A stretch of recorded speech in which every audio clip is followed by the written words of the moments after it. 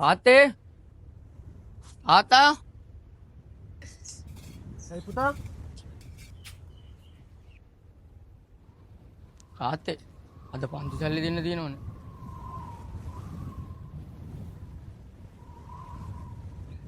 ඒ තාත්තේ අක්කට බේත් ගන්නක් තියෙනවා පුතා. එහෙනම් පුතේ අක්කට බේත් ගන්න තියෙන සල්ලි තමයි තියෙන්නේ. එහෙනම් මේකෙන් හරි දෙන්න. කො දැන් අක්කා තා සා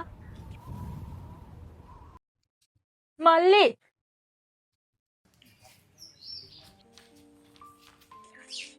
මල්ලි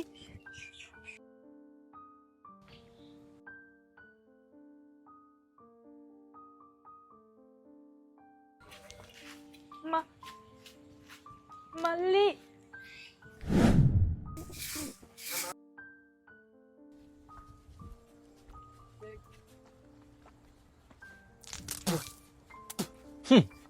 අම්මගේ දෝණි අන්දා අම්මා හිතන් ඉන්නේ අම්මා දෙන හැම සතයක්ම අරන් ගිහිල්ලා දෝණි අන්දා ලස්සන පන්ති ගිහින් ඉගෙන ගන්නවා කියලා. රෙද්ද තමයි. අම්මටත් බලා ගන්න තිබ්බ අපි වගේ පාරකට තොටට බහැලා හිටියානම්. පන්ති යන්න සල්ලි හැමතිස්සෙම ඉල්ලනවා. ඉල්ලන හැම සතේම ඔයාත් දෙනවා. මං කීයක් හරි ඉල්ලුවාම තමයි රස්තියදු කාර්යොන්ට මොකටද රස්තියදු ගහන්න අපි සල්ලි දෙන්නේ කියන්නේ. බලාගමුකෝ නල්ල මල්ලේ දෝණි අන්දා ඉගෙන ගන්න විදිය.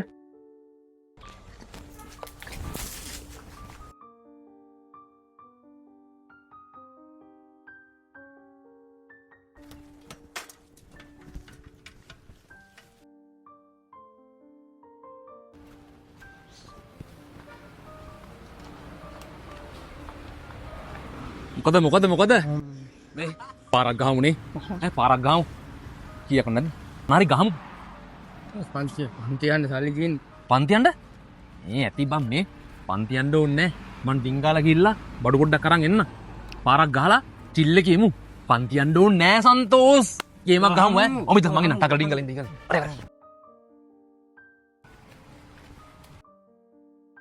සුමනේ මොකද්ද ඔය තමුසේ ඔච්චර වෙලාවෙ වැට් කරන්නේ? ඔබට දුන්න වැට් ටික ඉක්මනට කරන්න බැරි නම් මෙතන ඵලයන්. තමුසේගේ වයසට ගඩු කොල්ල කතා කරනවා හිතෙන්නේ නැහැ.